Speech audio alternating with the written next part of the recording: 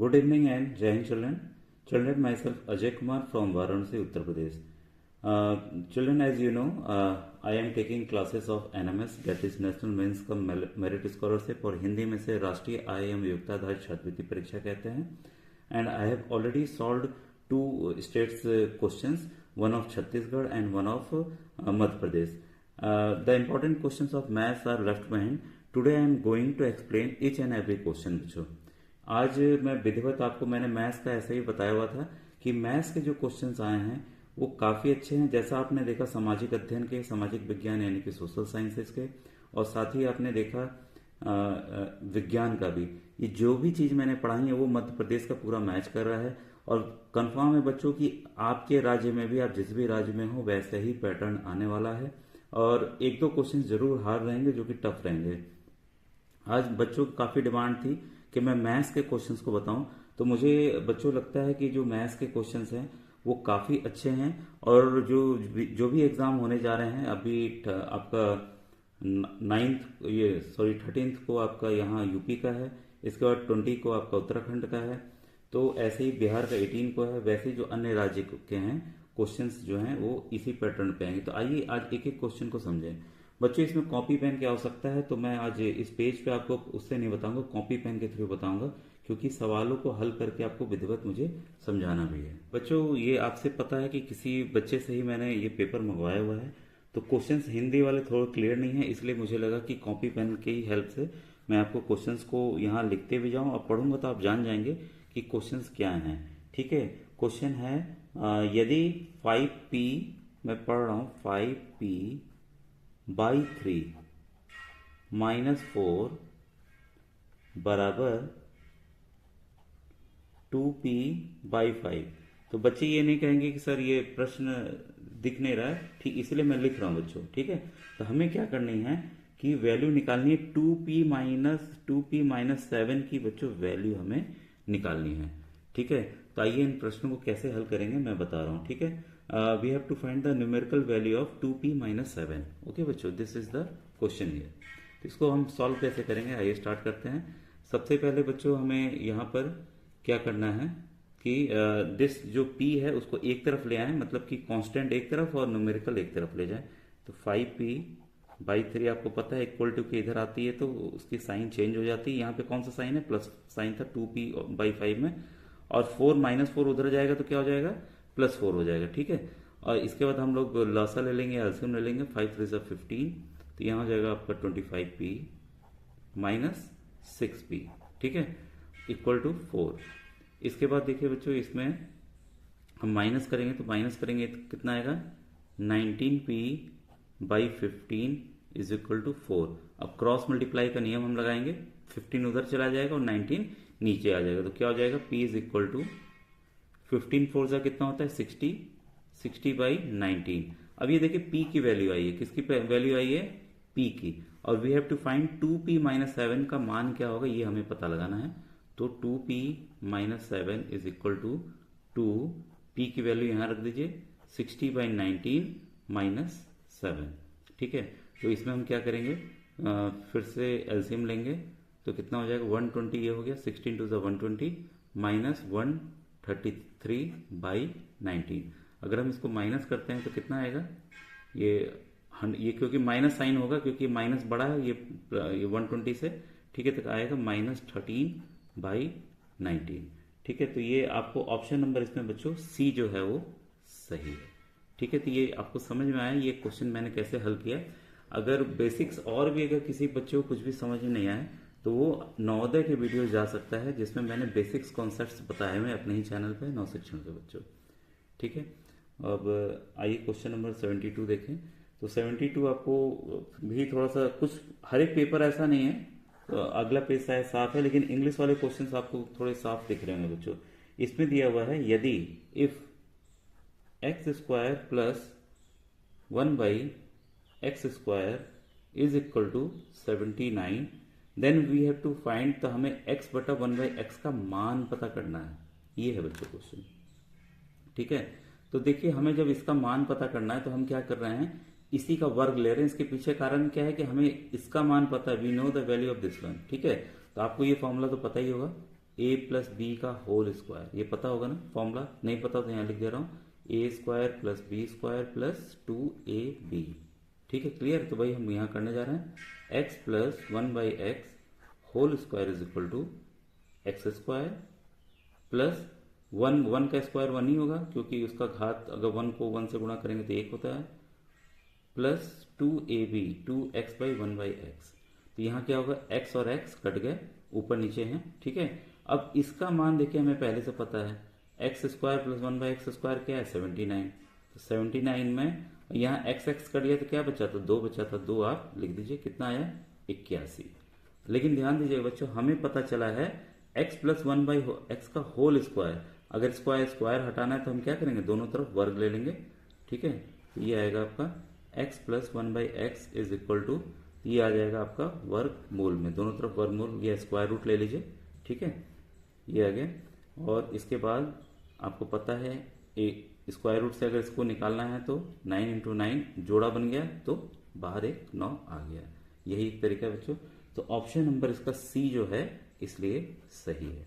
तो क्लियर हुआ। जो बच्चे अभी दिए भी हैं मध्य प्रदेश के, अपने आंसर्स को मिला सकते हैं कि इन प्रश्नों को कैसे हल करेंगे, या छोटे भाई बहन या छोटे आपके स्कूल के जो दोस्त होंगे उनको भी आप बता सकते हैं कि सर इस तरह से एक्सप्लेन कर रहे हैं।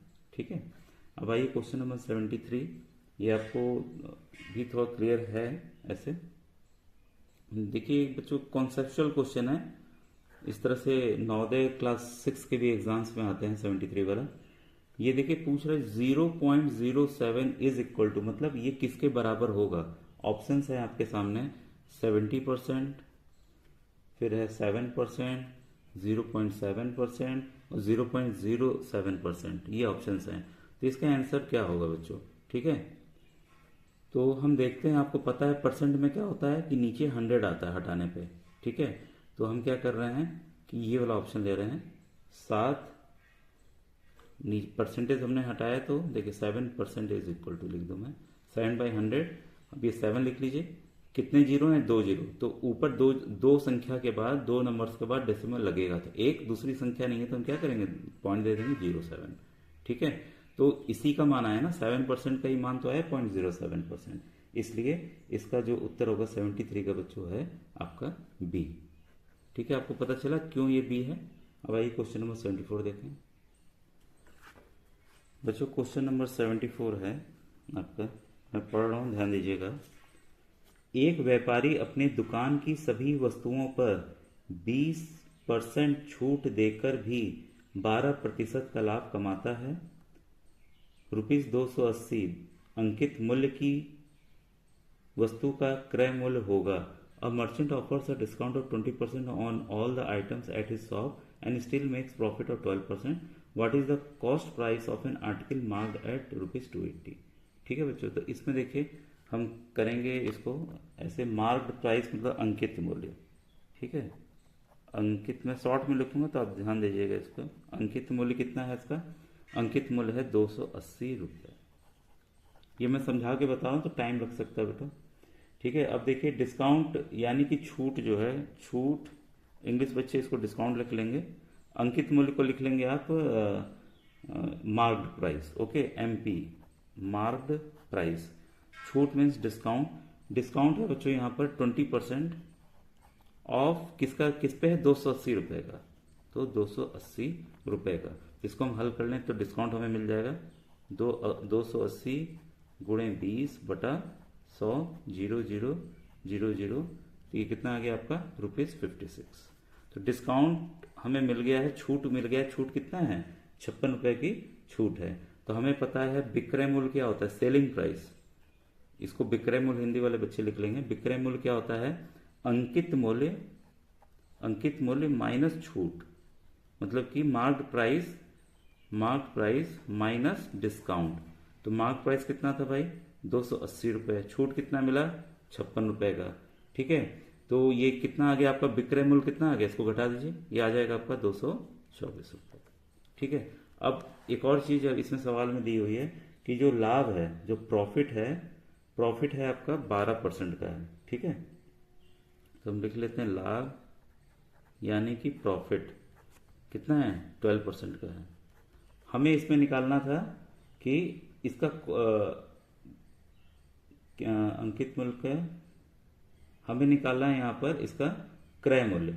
ठीक है, तो क्रय मूल्य यानी कि कॉस्ट प्राइस, क्रय मूल्य यानी कि कॉस्ट प्राइस सीपी निकालना है बच्चों। ठीक है, इंग्लिश मीडियम में करेंगे सीपी और एसपी बड़ा आसान रहता है, हिंदी में क्रय मूल्य विक्रय मूल्य में फॉर्मूला में थोड़ा सा दिक्कत होती है। तो फॉर्मूला बच्चों ये है इसका 100/100 प्लस प्रॉफिट मतलब लाभ गुणे विक्रय मूल्य, ये इसका फॉर्मूला होता है। तो ये हमने इसको लगा दे रहे हैं 100 और 12 जोड़ दीजिए, लाभ 12 है तो कितना हो गया 112, और आपका विक्रय मूल्य कितना है 224 रुपये, ये आपका 224 रुपये है। ठीक है, 224 रुपये। अब ये देखिए काट दीजिए 2 बार में, कितना आ गया 200। तो जो आपका विक्रय मूल्य है, सॉरी ये जो क्रय मूल्य है वो आ गया आपका 200 रुपये, इसलिए इसका उत्तर ए जो है बच्चों वो इसलिए सही है। तो क्लियर है, समझ में आपको आ रहा है पूरा। ठीक है, अब देखिए नेक्स्ट क्वेश्चन नंबर 75 है। कई बच्चे बोल रहे थे कि सर विक्रय मूल्य का या इसका बता दीजिए उसका बता दीजिए, ये मिक्स क्वेश्चन है बच्चों। ठीक है, आपकी और क्लैरिटी इससे आ जाएगी। अब देखिए क्वेश्चन 75 भी काफी अच्छा मैं पढ़ दे रहा हूँ। 100 लोगों की भोजन सामग्री 24 दिन तक चलती है। यदि 20 व्यक्ति उस स्थान से चले जाते हैं तो बची हुई भोजन सामग्री कितने दिनों तक चलेगी। इंग्लिश वर्जन है 100% had food provisions for 24 days. If 20% left the place, the provisions will last for। ठीक है, इसको बच्चों देखिए मैं दो तरीके से आपको बता रहा हूँ। ठीक है, दोनों तरीके से आप सीख लीजिए, आसानी होगी काफी। अब देखिए 100 लोगों का खाना कितने दिनों के लिए है आपका 24 दिन के लिए है। एक लोग कितने दिन तक खाएंगे, ये खाएंगे 24 गुणे 100 दिन तक खाएंगे। ठीक है, वही 80 लोग कितने दिनों तक खाएंगे। ठीक है, तो ये खाएंगे आपका 24 गुणे 100/80। ठीक है, इसको काट दीजिए 8 3 कितना आया 30 दिन तक। ठीक है, तो आपका उत्तर आ गया ये आपका कितना 30 डेज इसमें है, ऑप्शन नंबर ए में है। ऑप्शन ए इसलिए बच्चों सही है। दूसरा तरीका है जो रिलेट करके हम बताते हैं, शॉर्ट में है। देखिए 100 लोगों को खाना कितने दिन तक है 24 दिन तक है। ठीक है, तो सवाल क्या पूछ रहा है 80 लोग का खाना कितने, मतलब 20 लोग चले गए तो बच्चे के कितने 80 लोग बचे, 80 लोग का खाना कितने जगह है। तो ये बच्चों सिंपल है, ये इनवर्स प्रोपोर्शनल का रिलेशन है, मतलब कि ऐसा रिलेशन है एक बढ़ेगा तो दूसरा घटेगा, या ये घटेगा तो दूसरा बढ़ेगा। ठीक है, अब लोग घट रहे हैं तो खाना भाई ज्यादा दिन तक चलेगा ना। ठीक है, तो इसको हम इस तरीके से इसके रेशियो को लिखेंगे, ये एरो बना लीजिए। इसी तरीके से आपको लिखना है 100/80, और ये ऐसे आ रहा है। ठीक है, इसका एरो बदल गया है तो इसको आप x मान लेते हैं, इसको x मान लेते हैं x/24। अब यहां हम क्रॉस मल्टीप्लाई का नियम लगाएंगे। ठीक है, x को 80 से गुणा करेंगे कितना हो गया 80x, और इसको इससे गुणा करेंगे कितना हो गया 100 गुणे 24। x बराबर क्या हो जाएगा 100 गुणे 24/80। काट दीजिए 8 1 8 8 3 24, कितना 30 दिन आ गया कि नहीं आ गया। तो जो आपको जो पसंद आए प्रोसेस बच्चों, चाहे ये वाला समझ में आ रहा है चाहे ये वाला समझ में आ रहा है, कोई भी इसमें से कर लीजिएगा। ये सब बच्चों थोड़े से उलझाऊ होते हैं समझने में, लेकिन करेंगे तो एक बार जान जाएंगे तो काफी आसानी आपको होगी। अब देखिए क्वेश्चन नंबर आपका 76 आपको दिखा रहा हूं मैं। क्वेश्चन 76 बच्चों जिनको वर्गमूल आता है स्क्वायर रूट आता है वो इजीली कर लेंगे। ठीक है, और मैं आसान तरीके से ऐसे मैं समझा दे रहा हूँ। ठीक है, इसको असल में कई बच्चे देखते हैं तो घबरा जाते हैं। वर्गमूल 81 है, फिर है 0.81 का स्क्वायर रूट है, प्लस फिर 0.0081 का स्क्वायर रूट है, यानी कि 4 संख्याएं हैं। तो इन सवालों को कैसे हल करना चाहिए आइए समझें। ठीक है, तो इसमें हम देखते हैं बच्चों 81 का तो साफ साफ पता है क्या होता है 9। ठीक है, अब इसमें देखिए मैं डायरेक्ट भी लिख सकता हूं, तो कई बच्चे कंफ्यूज होंगे कि सर ये डायरेक्ट कैसे आ गया, कुछ आइडिया नहीं लग रहा है कि दशमलव यानी कि डेसिमल कहाँ जाएगा। ठीक है, तो इसके लिए हम क्या करते हैं कि डेसिमल हटा देते हैं, 81 लिखेंगे, नीचे क्या आ जाएगा दशमलव के बदले में नीचे बच्चों 1 आएगा, जितनी संख्या है उतना 0 आएगा। क्लियर है। अब देखिए इस वाले में यही करते हैं 81 लिख लीजिए, क्योंकि इसके पहले 0 है, 0 है तो कोई वैल्यू नहीं है, बटे दशमलव के बदले में एक, कितनी संख्या है दशमलव के बाद, 1 2 3 4, तो 4 जीरो आप दे दीजिए। ये भी आप वर्गमूल में ले लीजिए। वर्गमूल का नियम आपको पता। अब देखिए इसको मैं लाइन लाइन नहीं लिखूंगा, इसको छोड़ दूंगा, मैं आखिरी में जोड़ूंगा इसमें। अब आपको पता है 81 को कैसे लिख सकते हैं, 9 गुणे 9। 100 को कैसे लिख सकते हैं, 10 गुणे 10, इसको वर्गमूल में ले लीजिए। प्लस 81 को 9 गुणे 9, और इसको कैसे लिख सकते हैं, 100 गुणे 100। 2 का जोड़ा बनाना है बच्चों, ध्यान रखिएगा, 2 का जोड़ा बनाना है, तब एक जोड़ा बाहर आ जाएगा। तो इसको बाहर निकाल लीजिए, 9/10, ये कितना आ जाएगा, 9/100। अभी जस्ट मैंने दशमलव का बताया, एक संख्या है, एक जीरो है, तो एक संख्या के बाद दशमलव दे दीजिए, ठीक है। दो संख्या है, दो संख्या के बाद दशमलव दे दीजिए, है ऊपर एक ही संख्या है तो इसके बदले जीरो दे दीजिए। अब देखिए ये वाला 9 मैं यहाँ लिख दे रहा हूँ। अब इन सबको हमें जोड़ना है। कई बच्चे जो अब दशमलव का जोड़ तो भाई आना ही चाहिए, नहीं आता है तो देख लीजिए, बता रहा हूँ। 9 को हम देखिए ऐसे लिख सकते हैं, चाहे जितना जीरो आप दे दीजिए, कोई फर्क नहीं पड़ेगा। नियम क्या है, दशमलव के नीचे दशमलव, दशमलव के इधर एक संख्या 9, फिर दशमलव के नीचे दशमलव, 0 9 तो 0 9। अब आप जोड़ दीजिए आपस में, जीरो कोई लिख सकते हैं, लिखिए, लिख दे रहा हूँ, मैं लिखा हूँ, तो 9 फिर 9 फिर ये, तो उत्तर क्या है, 9.99। देखिए इसके बाद उत्तर में यही दिख रहा है, इस जीरो से कोई मतलब नहीं रहता है, बाद में आगे आप जीरो लगा दी, कोई मतलब नहीं रहता है। तो ये है आपका बच्चों 9.99, यह ऑप्शन नंबर सी में, ठीक है। तो क्लियर है, समझ में आ गया होगा, ठीक है। मैं देखिए बच्चों एकदम आसान तरीके से समझाने का आपको प्रयास कर रहा हूँ, क्योंकि जो वो बच्चे परेशान हो जाएंगे। आइए नेक्स्ट पेज में है ये प्रश्न। ये भी प्रश्न मैंने बच्चों बताया हुआ है, किसी न किसी राज्य में आया हुआ है, मुझे लग रहा है कि अभी इसी में ही बताया था मैंने। ये थोड़ा सा व्युत्क्रम वाला है, यानी कि रेसिप्रोकल वाला है, ठीक है। 4/3 टू द पावर -1। जब -1 आता है या ऊपर इस पे घात माइनस में आती है तो बच्चे घबरा जाते हैं कि होगा कैसे सवाल, और जबकि बच्चों आसान रहता है, ठीक है। ये देखिए पूरा सवाल दिख रहा है, पूछ रहा है बस इसका मान क्या होगा, what is the value of, ठीक है, सिंपल है। अब इसको हल कैसे करना है, इसको समझने का प्रयास कीजिए। जब भी ऐसा हो बच्चों, कोई भी पावर 1 हो, इसको हमें क्या करना है, पलट देना है, ये पावर -1 हट जाएगा। अगर -2 रहेगा तब आप पावर रखेंगे, जैसे अभी देखिए यहाँ है, मैं अंदर वाले को रखूंगा, यहाँ पावर माइनस है तो आप 1 का, क्योंकि अगर 5 की घात 1 कितना होता है, 5 ही होता है, तो कोई फर्क नहीं पड़ेगा, ठीक है। अब देखिए इसको हल करें, ये हो जाएगा, पलट दीजिए इसको, रेसिप्रोकल कर दीजिए, 3/4, पावर 1 खत्म हो गया, ये क्योंकि 1 में आ गया, किस में आ गया, 1 में आ गया, माइनस ये आ गया 4/1। 4/1 कोई भी संख्या के नीचे याद रखिएगा हमेशा एक संख्या रहती है, तो 4 ही रहेगा, ठीक है। अब इसके ऊपर घात -2, ठीक है। अब हमें अंदर वाला हल करना है, तो अंदर वाला मैं यहाँ हल कर लेता हूँ, एलसीएम ले लूँ, फिर 3, फिर माइनस ये हो गया 16, और 16 में से 3 गया, -13/4। अब -13/4 आ गया इस वाले का, ठीक है, -13/4। अब इसका क्या है, लेकिन इसका व्युत्क्रम है, इसका व्युत्क्रम है, तो हम करेंगे क्या, इसको फिर हम पलट देंगे, पलटते हैं तो क्या हो गया, देखिए ये 4/-13 की घात 2, ये 2 ऐसे ही रहेगा, बस ये पलटे हैं तब ये प्लस में हो गया, इतना याद रखिएगा। अब इसको हमें 2 बार गुणा करना होगा, 4 -13 गुणे 4 -13, माइनस माइनस क्या हो गया, प्लस हो गया, 4 4 16, 13 और 13 को मल्टीप्लाई कीजिए, 169, तो आपका 16/169। तो ये किस ऑप्शन में, ऑप्शन नंबर बी। इसलिए बच्चों समझ में आया ये कैसे होगा। ये लेटेस्ट पेपर करने का बच्चों मजा ही कुछ और है, उससे हमें और अच्छा भी लगता है, ठीक है। मुझे लग रहा है बच्चों की काफ़ी समय हो गया है। अब मैं नेक्स्ट क्वेश्चन नेक्स्ट वीडियो में बताऊंगा। थैंक यू बच्चों, थैंक यू वेरी मच।